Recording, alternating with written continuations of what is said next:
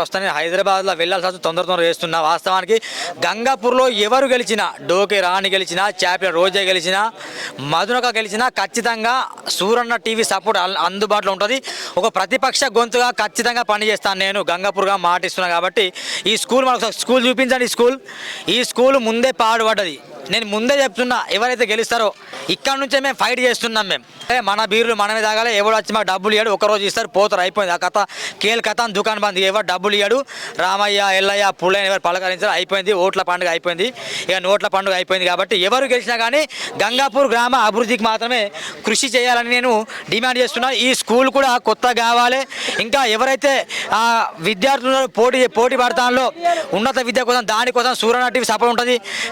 Cricket ఆడడానికి కూడా Suranna TV support ఉంటుంది.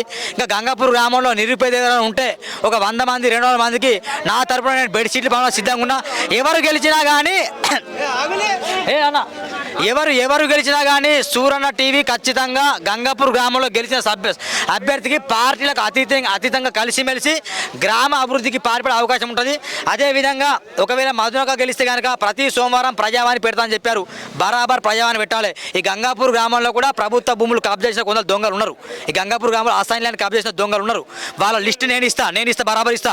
మధునక గారు మీరు నిరూపించుకోవాలి. గెలిచిన వెంటనే ఆ ప్రభుత్వ స్థలం ఎవరైతే కబ్జా చేసిందో, అసైన్ ల్యాండ్ ఎవరైతే కబ్జా చేసిందో అక్కడ ఖచ్చితంగా ఆ ఇంటిని వాళ్ళని కూలగొట్టాలి. ఇది నెంబర్ 1 పాయింట్.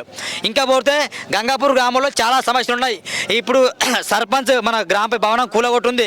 ఎవరు గెలిచినా కానీ ఖచ్చితంగా ఆ భవనానికి ఎన్ని నిధులు వచ్చాయి, ఆ భవనానికి ఖచ్చితంగా ఏ కమిషన్ తినకుండా ఆ భవనం అక్కడ కట్టాలి. ఈ పరంగా ప్రజలారా మీకు పాటిస్తున్నా, ప్రశ్నించండి. అందరు ప్రశ్నించాలి. ఎవరు గెలిచినా ప్రశ్నించాలి. ఇంకోటి, మీ సమస్యలు మీకు సాల్వ్ కాకపోతే కనుక ఖచ్చితంగా సూరన్న చెప్పండి. సర్పంచ్ అభ్యర్థి ఎవరు ఉండని, ప్రతిపక్షంలో నేనుంటా మీకోసం, ప్రతిపక్షంలో నేనుంటా ఖచ్చితంగా. కాబట్టి మీరు ఎవరికైనా చెప్పండి, ఖచ్చితంగా ప్రజావాణి పెట్టాలి. బీజేపీ అభ్యర్థి గెలిచినా, బీఆర్ఎస్ అభ్యర్థి గెలిచినా ప్రజావాణి ఖచ్చితంగా నిర్ణయించాలి. ఇక్కడ గంగాపూర్ గ్రామంలో చాలా స్కాములు జరుగుతున్నాయి. ఆ విషయం గుర్తుపెట్టుకోండి. గతంలో పథకాలు పొందిన వాళ్ళు ఈరోజు కాంగ్రెస్, రేపు బీఆర్ఎస్, ఎల్లుండి బీజేపీ అంటే ప్రజల చెవిలో మీరు పూలు పెడతానని సూర్య ప్రశ్నిస్తున్నా. తెలుసు, మేము బాగా గ్రామ రాజకీయాన్ని బాగా పరిశీలించినాం. మొన్నటికి మొన్న బీఆర్ఎస్ నుండి కాంగ్రెస్లో వచ్చిండు, కాంగ్రెస్ వాళ్ళు మళ్ళీ బీజేపీ మళ్ళీ కాంగ్రెస్లో. అంటే ఎవరు ఎర్రిపప్పలు, ఇక్కడ పబ్లిక్ ఎర్రిపప్పలు అవుతారు. కాబట్టి ఎవరు ఏ పార్టీలో ఉన్న సంబంధం లేదు మాకు. కానీ అభివృద్ధిని మాత్రం ఖచ్చితంగా చేయండి. గంగాపూర్ గ్రామంలో చాలా సమస్యలు ఉన్నాయి. ఆ సమస్యలకు ఖచ్చితంగా పరిష్కారం చూపే రీతిగా సర్పంచ్ అభ్యర్థి ఉండాలి. ఎవరైతే గెలుస్తారో ఖచ్చితంగా నేను శాలో కూడా తీసుకొస్తా. సర్పంచ్ శాలోతో సత్కరిస్తా. అవినీతి చేస్తే బరాబర్ ప్రశ్న చెప్తున్నా. ఎవరు గెలిచినా ఖచ్చితంగా సూరన్న టీవీ ఈ ఊరిలో పుట్టినా కాబట్టి. ఇప్పటికే ఎన్నో కేసులు ఉన్నాయి. ఆ కేసులకు భయపడే రోజులు పోయినాయి. గతంలో నా మీద చాలా కేసులు వేసిండ్రు. ఎమ్మెల్యే గెలిచిన అభ్యర్థులు, సర్పంచ్ గెలిచిన అభ్యర్థులు భయపడే రోజులు పోయినాయి. అభివృద్ధి జరగకపోతే ఖచ్చితంగా ప్రశ్నిస్తాం. నిజంగా అభివృద్ధి చేస్తే లీటర్ పాలతో పాలాభిషేకం చేస్తాం. మిత్రులారా, చూద్దాం.